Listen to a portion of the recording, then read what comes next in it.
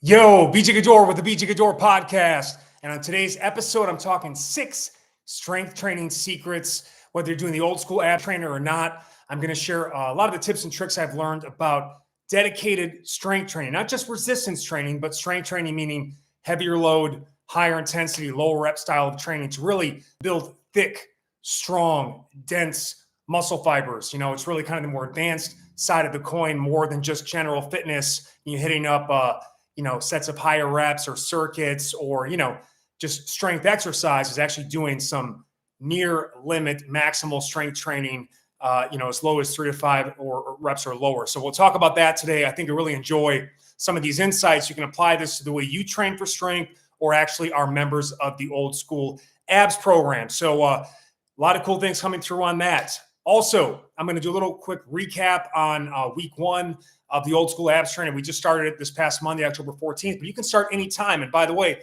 a lot of these workouts become part of your database, or you call it back pocket workouts. Like a couple of these routines might become things you just kind of work in on a regular basis, like the ball mobility flow. If you have a tight back, these stretches will take your spine through all the key ranges of motion and all planes of motion. So why not continue working it into your routine ongoing? So you don't have to do exactly what's outlined in the plan.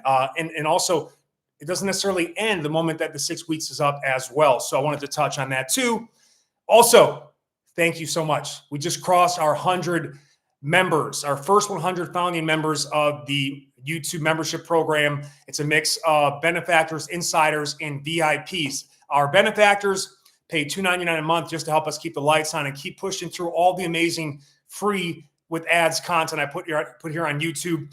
For some perspective, the average fitness channel I see puts about 1 to 3 videos a week, and I put out 20 plus.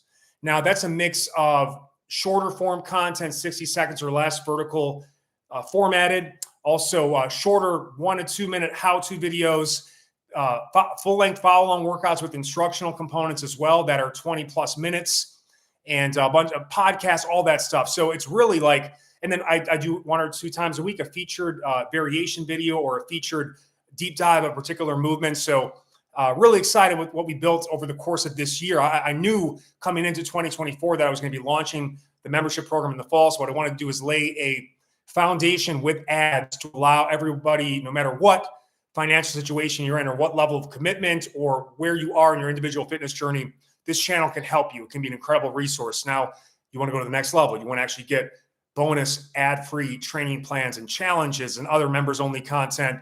That's where you want to go and become a VIP for $19.99 a month. Cancel anytime. And in between that, there's also the Insider.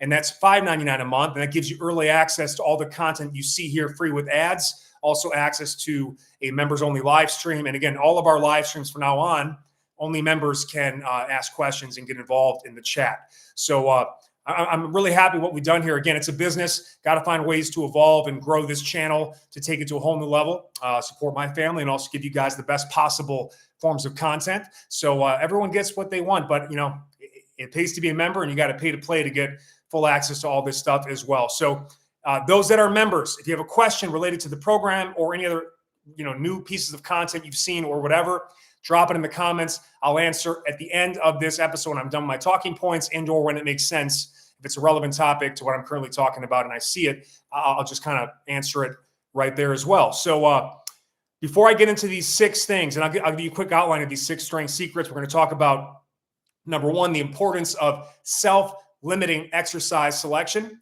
Number 2, joint-specific mobility for that particular strength workout. Number 3, a movement-specific warm-up, right? This is especially more important as you get more advanced because the movements get a little bit more challenging and again, heavier loads, more challenging variations. There can be more of an injury risk if you're not really warming up properly. We'll talk, number 4, about the optimal number of work sets in a training session for each exercise, and then where the point at which there are diminishing returns.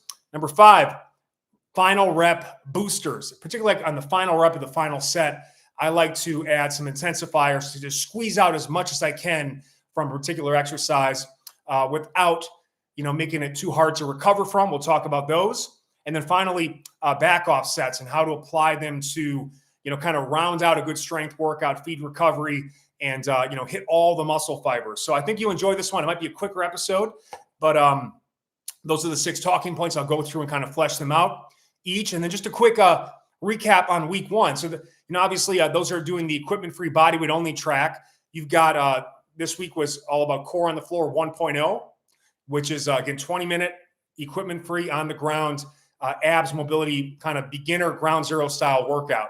What you'll be going to, and you did that Monday, Wednesday, Friday, ideally, then Tuesday, Thursdays, you were walking, you did your cardio of choice.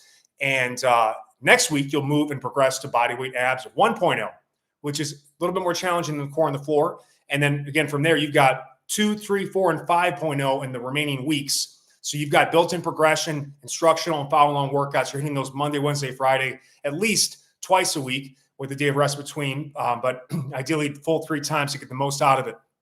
Those on the kind of more advanced equipment-free track, you've been rocking a combination of our ball mobility flow and ball, either with a stability ball or a big medicine ball like I use from Dynamax, the Atlas ball. It's 50-pound loaded ball, the same size as a stability ball, but it's actually loaded. So I can kind of it's a little more stable, but it's also loaded. So it is more challenging on some movements. Doesn't matter what you're using. You can make it work.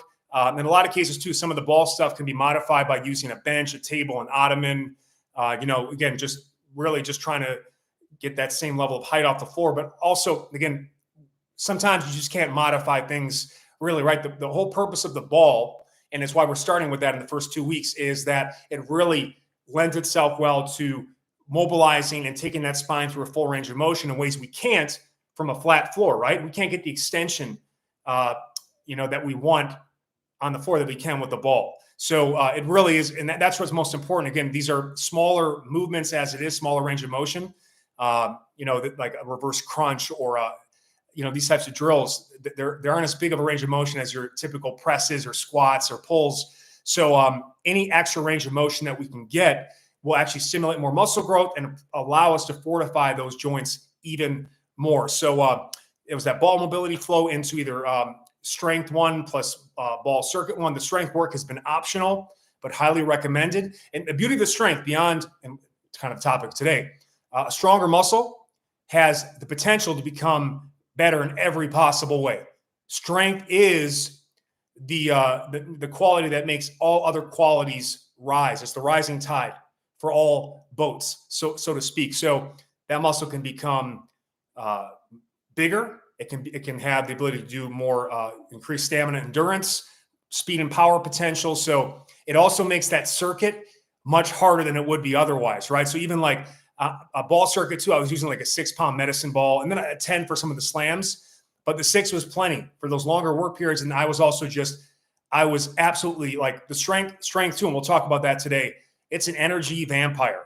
Like it really sucks the life out of you. So, and it's good because, that creates a compensation and adaptation effect. But if you do too much of it, or you don't know how to properly dose it, it can wipe you out and it makes it difficult to do the other stuff you need to do to kind of get a well-rounded fitness plan. It really, Brian Margolis says, hey, BJ, congrats on the big win today. I appreciate it, Brian. I saw they won. I was able to see the last 2 Packers games out here in California. It was on TV, but today's game was not on, but maybe I can catch some highlights. The team looks good, man. Like I tell you, the Green Bay Packers own the quarterback position. Like we've had some of the best quarterbacks of all time. Obviously Bart Starr, Don Mikowski. That one is you might not even know that name, but if he had not gotten a career-ending injury, he was one of the most exciting quarterbacks I had seen. He kind of also was that step right before Brett Favre going into Aaron Rodgers, and now Jordan Love, who looks to be a true franchise quarterback in his second season as a starter here. So exciting stuff. That's enough football. I know you guys don't probably care about that, but I appreciate it, Brian. Hope you're doing well, buddy. Any questions, let me know. I'll be sure to answer them on this live podcast. So you strength 1 into ball circuit 1, and the circuits are more designed like kind of classic. It's classic circuit training, like 8 movements that hit all the key actions of the spine, emphasizing core stability and strength and stamina. And again, just a way to. And I also have some nice little fat burning finishers at the end on your feet. core intensive cardio movements to really kind of drive out and round out the plan. So really exciting, first week here. I've been enjoying the training a ton, but a lot more to come for weeks 3 and 4, which I'll be working on all next week to get you guys ready for that as well. So I don't see any questions here, so I'm going to get right into the first talking point here. So number 1, excuse me, self-limiting exercise selection. And what that really means is, these are drills that are safe, spotter-free. You don't need necessarily someone else to be there, because then if that's the case, then you can't do it all the time.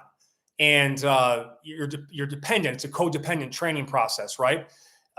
Beyond that, you want to make the movements, again, because of the fact these are going to be lower rep, higher intensity, greater risk of injury type of movements, right? Because you're pushing near maximal limit. You want to be as risk averse as possible with the exercise selection. So just 3 classic examples on this. And again, I've touched on a lot of this stuff over the years, but I always pretend like this is the first time someone's listening.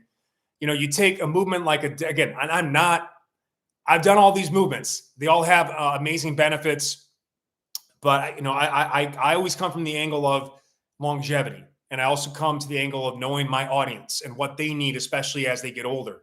So you take something like a deadlift and a pull-up or a weighted pull-up or whatever pull-up variation and that you're using to intensify and stay within, whether it's a 3 to 5 or let's say a 5 to 10. And I give 5 to 10 a lot of times for people that are at home, because for many people it might be tough to find minimal equipment, and maybe they only have their body weight, so we might have to just kind of keep it in that 5 to 10 rep range. Anything over 10, it's kind of hard to call it strength training anymore, because now you're really tapping into some higher rep work. But true strength, we're talking typically 3 to 5 reps or less. But especially for core stuff, there are some movements that it doesn't make as much sense to do, let's say a 1 rep max hanging leg raise as it would a 1 rep max, deadlift or single arm push up or even weighted pull up, right? Because it just core movements tend to lend themselves better to more reps than less reps. So it depends on body part. I'm not saying we'll never do maximal effort hanging leg raises, but the reality is, if you compare a deadlift to a pull up, right? A deadlift can be catastrophic to the spine. Now, in a pull-up, if you can't pull up, you can't pull up. You just come down off the bar. But many people, and you've seen this, have either blown out a back trying to lift. And by the way, not just lifting it off the ground, but sometimes lowering it.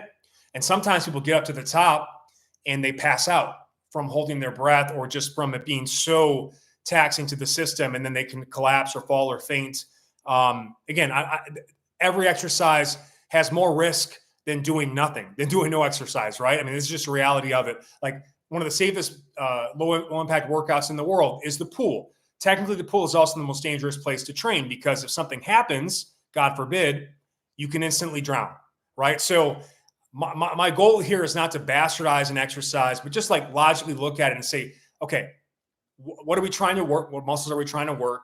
And then is this worth the risk? Is the juice worth the squeeze compared to what we're getting from this alternative, which is safer and something you can do more often, easier to recover from?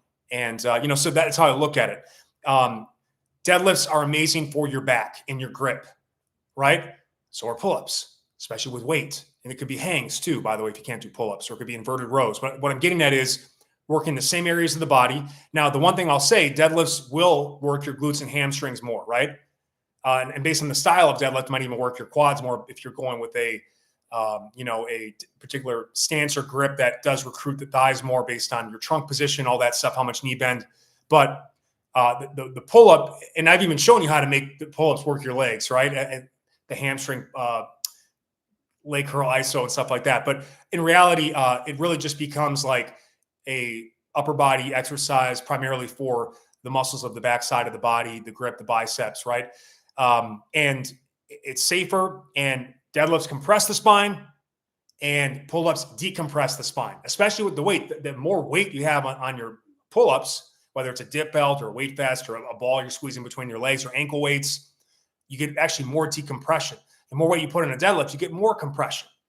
So you look at it, okay, which is a better idea? more often and to really push the end limits of strength, especially as you get older, it's a no-brainer. It's the weighted pull-up, right? So, or that type of thing. The next component, right? Let's compare a bench press to a dip. Every year people die bench pressing. They're in their basement alone, or sometimes they're in a gym.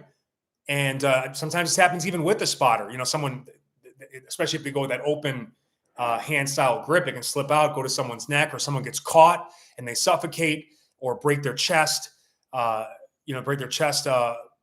chest bones and sternum. And again, really awful things can happen. You could say, go away from the barbell and go to the dumbbells because you can drop those easier. Or you can set up yourself in a power rack at a pin level where this is what I used to do when I would bench press alone, without a spotter, because I never had a spotter in my adult life. I would just set the pins. So like when my chest was up, as if I was pressing, I could lower to the chest without hitting the pins, but then I could collapse my chest and then the pins would be there for the bar to catch it, right? So there are ways, you can do Smith machines and put stoppers, right? So there's ways to make it safer. But then I just look at it from the standpoint of, we already know this, that when it comes to actually building muscle, not strength, dumbbells are a little bit better than the barbell because of they allow for more natural path and more extended range of motion, right? And so from muscle gain standpoint, dumbbells, the safer option, are better than the barbell. Though the barbell is going to allow you to get as much strength as possible, right? So, but you're still going to get super strong with dumbbells, right? So again, if you're not a power lifter and if all you care about is maximum load, the barbell is going to allow you to chase that with again, a lot more inherent risk and some costs involved. Now compare that to something like the dip. My number one chest exercise, by the way, because of the way it stretches the chest, puts your shoulder in the opposite of the pull-up in terms of extreme joint angle, range of motion. So extension instead of flexion overhead, extension down here. And the thing is, I can also use my body weight and make it last with slower tempos, pauses, pulses, those types of things to stay in a 3 to 5 rep range, which is what I want to kind of touch on a little bit later too. But worst case scenario, and again, you can absolutely hurt your shoulder on a dip. And some of you, I've had people say, you're going to destroy your rotator cuff by how deep you go on the dip. Well, okay, you don't understand. I work my dip mobility every day. Like every damn day, I'm working my dip mobility, self-assisted, body weight, all that stuff. I'm constantly mobilizing to get that full range. Because again, like every extra inch at end range stretch, you can access safely, pain-free, more gains with the same weight. This is just a fact.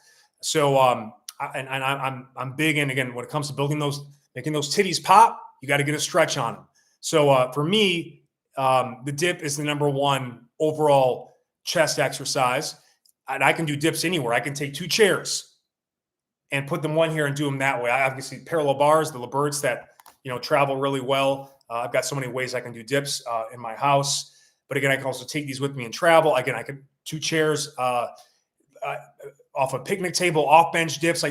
There's so many ways I can do it on the road, equipment free, make it work. So I'm going to go with the dip. Again, overall, it's a more effective exercise. It's safer. And again, if I can't get up from the bottom of the dip, I just come down.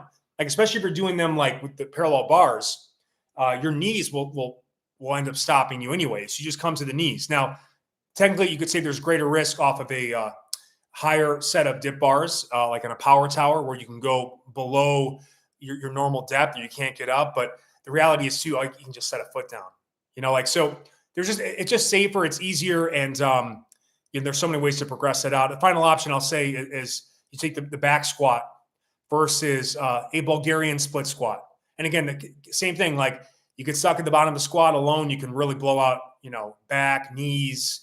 You can really get hurt. And then not to mention what happens to the barbell after, anyone who's ever got caught at the bottom of the squat, like I have, even with spotters, it becomes a danger to the spotters. A plate can fall off, especially if people don't collar it up, or it just tilts. Again, this is very important. I think I'm starting with number one because, again, with strength training comes more risk. So you got to really be smart about your exercise selection. Okay. And beyond the fact that, one leg at a time means I don't even need much weight. Some of you, just your body weight alone at a slow controlled tempo, full range will be enough in a Bulgarian split squat. But then you can add dumbbells, and, very few people can do Bulgarian split squats with a pair of 50 to 100-pound dumbbells, and so you got so much weight, ability to build up to that, strength and balances between sides, which is also critical. And by the way, you'll gain more muscle, maybe not as much strength as you will in the squat, but you'll gain more muscle split squatting. Anybody that does it and commits to it knows, and it's less stress in the back and knees. So that's just number one. John Cruiser, VIP member, says, "Where's the Packer hat?" I actually, in the last move, I had a set of hats that, and I actually had like an original Acme Packers hat, but I have to find it. It's probably in the garage somewhere. But also, just be totally clear on it too. Again, I had Packer jerseys and stuff like that. When I go, I've got a cheese head, all that stuff. Green and yellow, they're the waste management colors. Like the Packers in waste management had the exact same color scheme.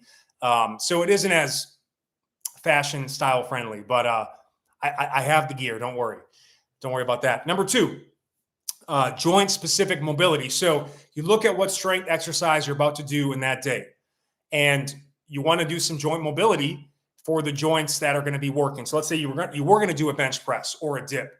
What joints are most involved? Well, it's the shoulder and the elbow. So some dedicated drills for those areas before you get into a specific skill warm-up, right? You want to actually do a warm-up if you can for the actual movement you're going to train strength. Doing joint mobility and going right into the weight you're about to use is not highly recommended, right? You got to warm up through the actual exercise you're going to do. But you do want, ideally, and this is why, like, part of the recent strength, like, if you can't train strength properly, like this style of strength, don't do it. Just do the higher rep, lower weight circuit style stuff that doesn't require as big of a warm up, because again, you'll end up getting hurt. And the best ability is availability in and off the courts and the fields. Like, from a standpoint of what you're going to looking to do is to move and exercise on the regular. You just don't want to get hurt. If you don't get hurt and you train on a weekly basis, couple times a week minimum, over months, weeks, years, great things happen. So you got to have a long-term mindset with this. Maybe you can squeeze out an extra pound of muscle gain over the course of the year and get a little bit stronger with a risky style of training. But if you get hurt, you'll lose those gains anyway, get depressed, gain weight, and then end up in this kind of cycle that a lot of people end up that go to the gym just between injuries. And by the way, there's an accumulative wear and tear that happens and hits you around 35 to 40 years old. Trust me, I've been there at 42 here and have had to make some adjustments, even though I adjusted because of how extreme the damage was to my joints from about 14 to 22 from, sports, but football and lifting in particular. So just please keep that in mind. Now, when we're looking at, for the old school abs trainer, we've been doing a lot of warming up for the spine, the hips, and the shoulders, right? Because when you're doing things like hanging leg raises and med ball pull-ups and dips and weighted sit-ups and back extensions, we want to show those areas some love, because you start going cold and hard on some of these drills, you can overstretch a muscle, or you can hurt your spine, right? So we've been really feeding and building up with the joint specific mobility. So that's why, like, ball mobility flow. That's why I want you to do that before you get into your strength work. It will make such a difference. And like a lot of you have mentioned too, like, oh, wow, like that really set the tone for the strength work, which sets the tone for the circuit work. So the flow's in place, right?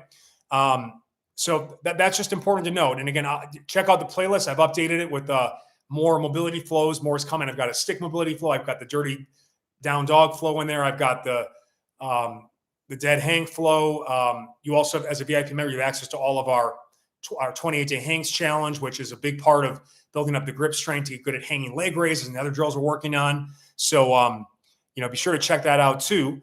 And some of you, by the way, that didn't do the hangs challenge, you might say, okay, I'm going to hold off on doing old school ab strength for now. And I'm going to pick up the 28-day hangs challenge. I'll just make that my strength of the day. That's what it's designed to do as well. So Just wanted to point that out. But, at least 5 or 10 minutes of whatever joints are heavily involved, some joint specific mobility for that area before getting into a skill specific warm up. That's number 3. So a movement specific warm up, right? So you want to do at least 1 to 2. Like, again, I have you guys going right into the strength work here because, again, I'm trying to make sure I keep you guys under a total hour of training. But you can also, within because I have you guys doing 2 to 4 sets of that strength tricep, right? So maybe the first round is just a self-assisted, lighter, unloaded version of that exercise with perfect form and technique before you jump into your first work set. All right. So that's just another way to look at it too. You could also say, after doing your ball mobility warm-up, I'm going to just do, without being timed or anything else like that, an additional 1 to 2 sets, up to 3 sets of a warm-up. But again, you need more sets, frankly. The stronger you get, the more advanced you get. So that's just something to consider with that as well. But a good example is like for the dips, right? So here's what a 3-set warm-up could look like. If I was going to use dips with, like, let's say a 60-pound weight vest, I would do a set of 5 to 10 self-assisted, really slow, good pause at the bottom, nice good lock. I'll maybe work on some shrugs. Just get really warm and again, not trying to pump it out as fast as possible, but also not trying to totally fatigue myself either, because I want to save some stuff for the actual work sets. So that would be that. And I can go from that to a self-assisted pull-up into, whatever other drill would be self-assisted or unloaded version. Then I would go into a body weight dip, trying to use a similar tempo for the main training set, but also like maybe just 5 reps. If I can do let's say 15 to 20 plus reps of dips all out fast, max rep, I don't need more than 5 for a warm-up, especially if it's going to be a strength workout, but just like really good form and technique, but not too slow and not too, I'm not trying to make it too challenging, again, because I want to save a little bit. And then maybe if I was doing 60-pound dips, I would do maybe a rep, like 1 to 3 reps with 20 to 30 pounds added, just to kind of give me a little bridge from body weight to 60 pounds, right? So that's how you kind of look at these things. That's an example of a great warm. But again, I look at it like going from 25% intensity to 50 to 75. And then I think you're ready to start kind of getting into it, especially when we're talking about body weight training. Now the one advantage of using weights or barbells is that, you can really go incrementally up. Like, let's say I was doing a 315 pound bench press workout. So when I used to bench, I remember I did one really amazing bench press workout I did. Like, this was a legendary bench press workout. Like, I started with 135, hit about, I would typically I wouldn't do too high of rep early on. I would do like 10 reps, 135, 10 reps, 185, then maybe 5 reps, 225, 275 for 3. Then I'd get up to 315, where I'd kind of want to do some work. Single at 315, single at 335, get up to 355.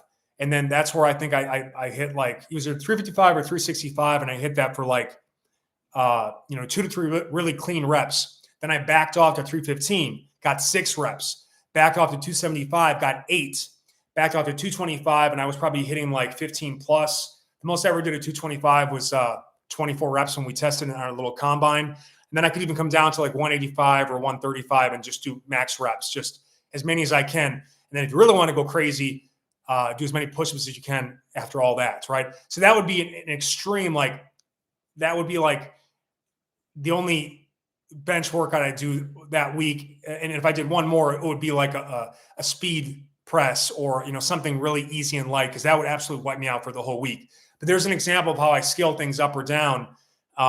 The early sets are just designed to get you ready for your work sets. Let me see. Here we go.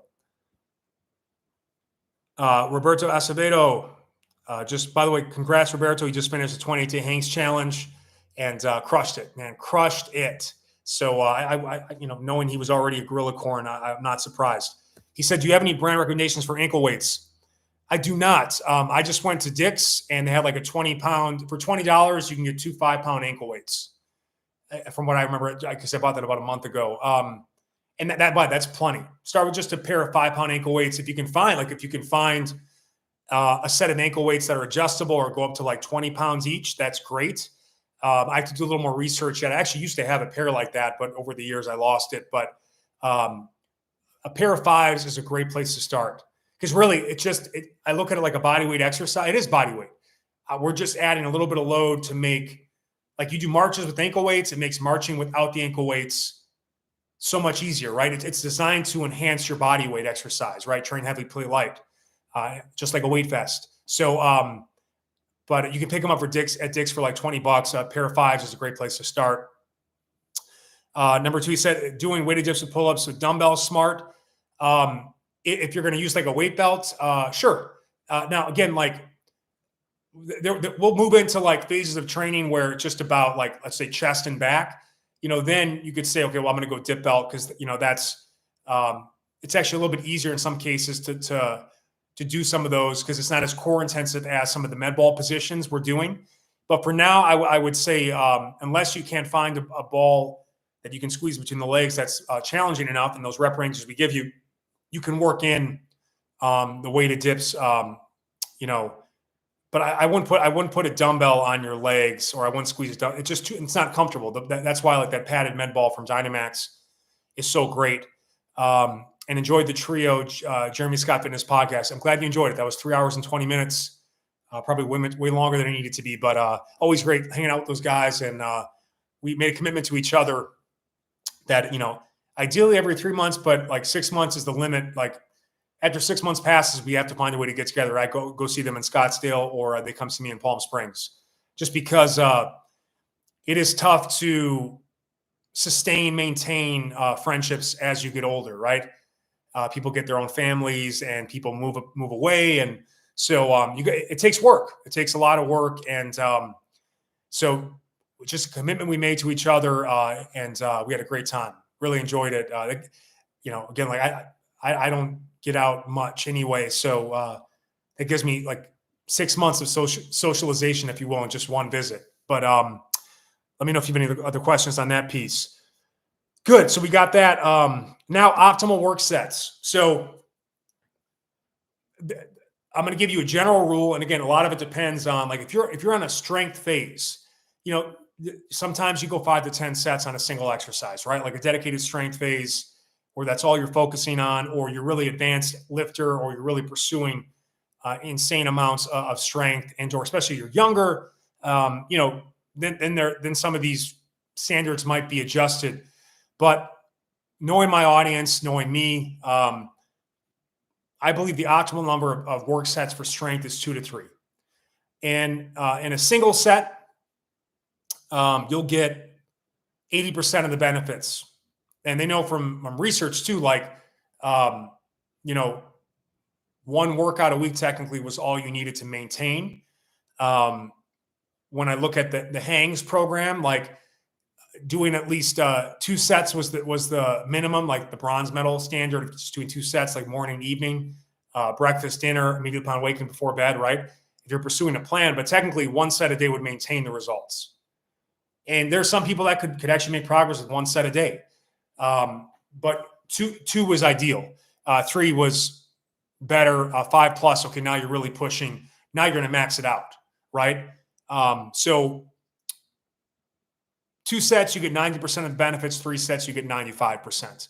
After that, you're talking like an extra percent with now diminishing returns from the standpoint of like, it's not actually helping you that much more. And you're putting yourself in a major recovery deficit. So you go up as high as 5 sets. That could take like 72 plus hours to recover from, where a 2 to 3 set strength workout would take anywhere from probably 48, right? And that's actually kind of how we set things up here. So if you were doing, we have this kind of set Monday, Wednesday, Friday schedule with a rotating like workout 1, workout 2 schedule. So you go more than 3 sets of like at your peak load, you won't be fully recovered enough for your next day. And some of you might have experienced that this week. And by the way, I'm going to talk about some schedule options too, that you can, I want to teach you guys to make this work for you. And what I put on paper, there are ways to kind of adjust it and mix and match it as well. But, the other piece of it too is, and this is part of what the Hangs Challenge was all about. Most people were not doing those all at once. In fact, it was ideal to spread them out throughout the course of the day, especially on days you're working remotely. You can just get up every hour and an hour, hit something quick for a minute or two. I'll tend, like on a day I'm editing video for like 6+ hours straight, and I know I won't be able to find a dedicated block of time to train strength. I'll just hit my sets hourly, and I get a full hour before the next set, right? And by the way, like I on that track, I will have already warmed up over the course of the morning. So when I start doing actual heavier stuff in the afternoon, I'm warm and ready to go. So I actually don't need a warm up. That's part of the EHO lifestyle. Warming up isn't as required because you're constantly doing stuff, right? You're always ready to go, versus the typical way a lot of people have to train because of their work schedules and stuff like that. Lifestyle, they do nothing except for when they train. So now you do need to really do this kind of a, joint warm up, skill specific warm before you even start your work. So your work sets. So I think 2 to 3 is like, I would say more often than not stick with 2, because you might be able to go to 3, but save it in the tank. Always be thinking of like, yeah, I could get more out of today, but I'd rather make sure I'm really ready to push for the next workout. That is a longevity mindset as well. Just because you can doesn't mean you should, especially in the first week of a program. Like that's part of what you can just kind of hold some in the bank. Just do like 2 hard sets in week 1, and then week 2, I'll push it to 3 hard sets. So that's just something to consider as well. Good.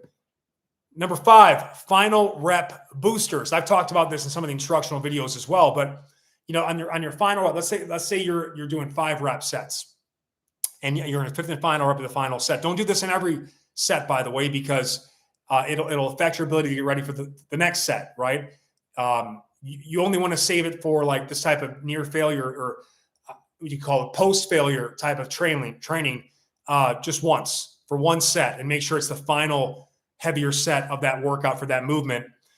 Things like pulsing and the contracted phase of the exercise, right? So in the case of the hanging leg raise I showed, 5th rep, I go all the way up, elbows to knees on those ab straps. I come back down where legs are 90 degrees, and I'm just doing as many as I can in that top half range where the high hip flexors and lower abs are most active, just to absolutely kind of burn it out there. I could also just hold that isometric. I could do multi-level iso hold.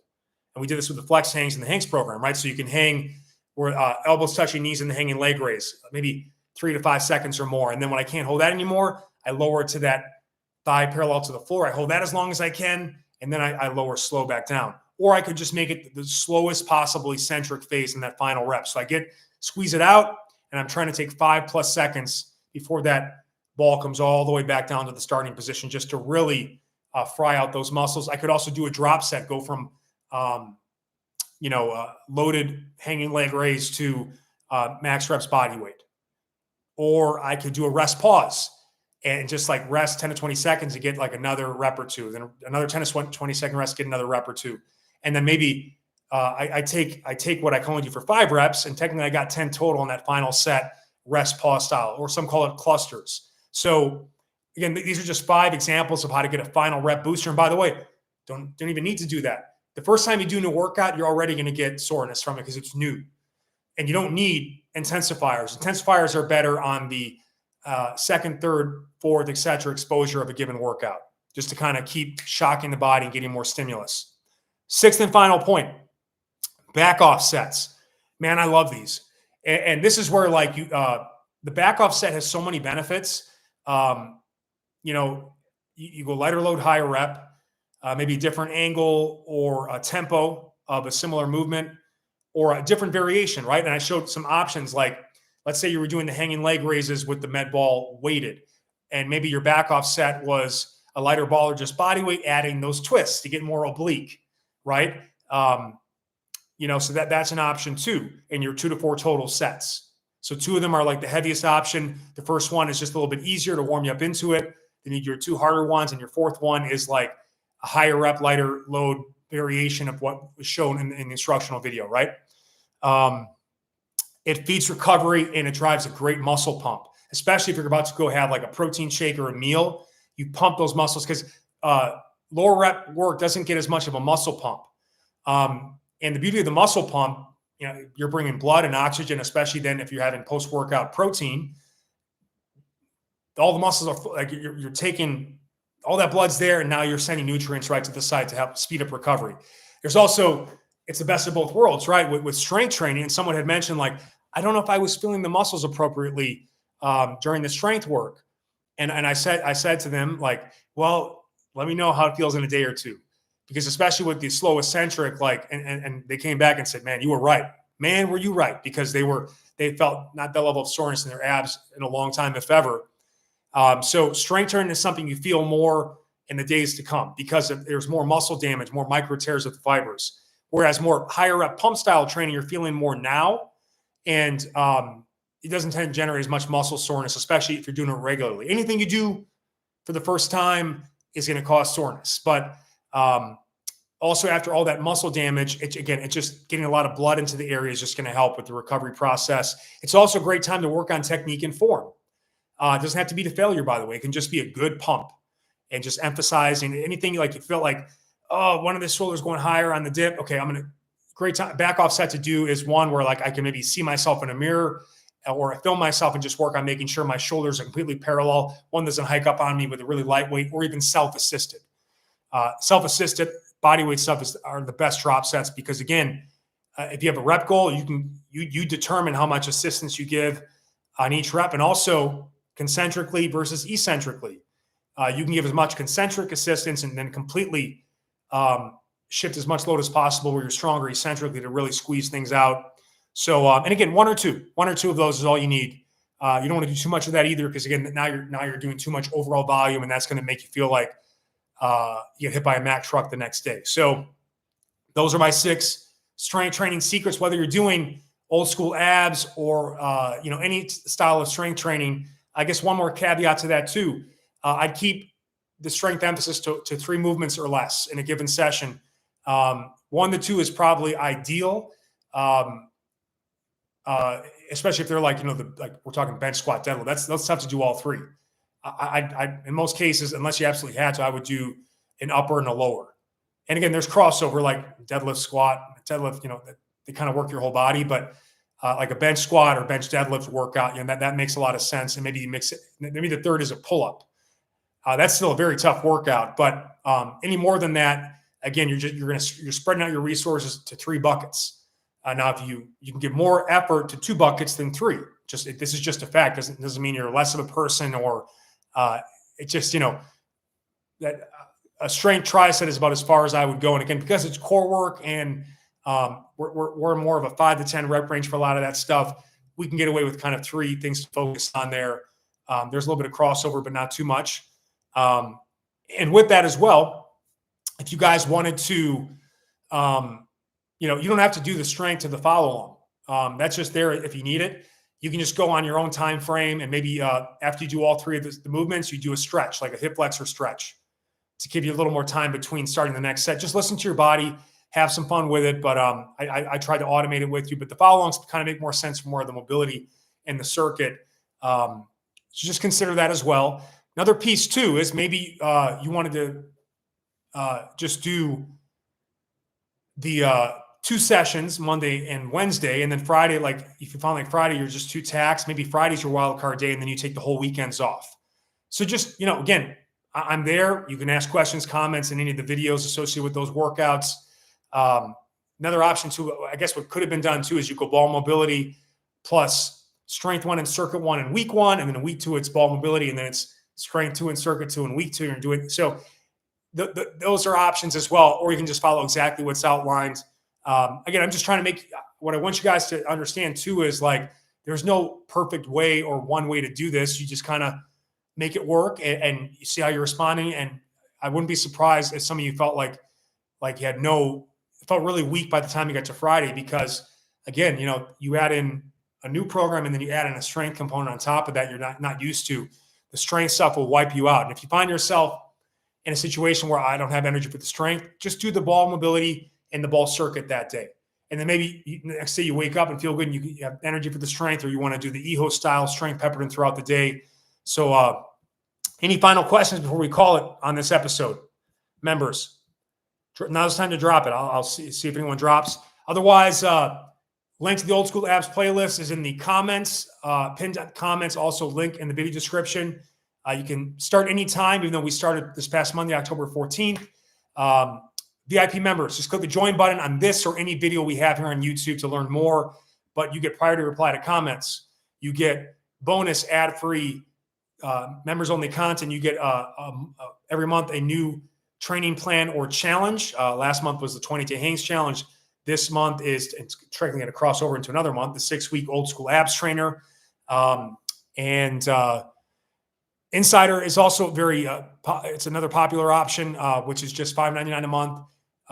And you're getting early access to everything that's going to be posted publicly with ads, members only live streams. So you can actually comment. And then Benefactor is $2.99 a month just to help us keep the lights on, show your love for all the content we put out here for you guys, because it is a lot of effort and we need the support. We really do. So it means a lot.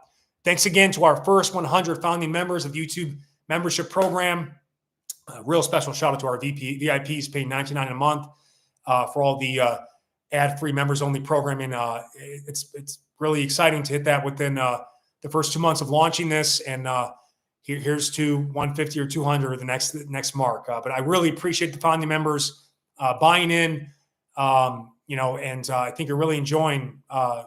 They seem to really be enjoying what's going on. I know I am. It's a great new approach to what we've been doing here, and YouTube's just a great mobile app as well. So I think that's it, guys. All right. Enjoy this week's workout. Stay tuned for a lot more and ask me any questions, either in community posts or on any video that you're working on right there. And I'll get back to you as soon as I can. Like, share, subscribe. Love you guys. Peace.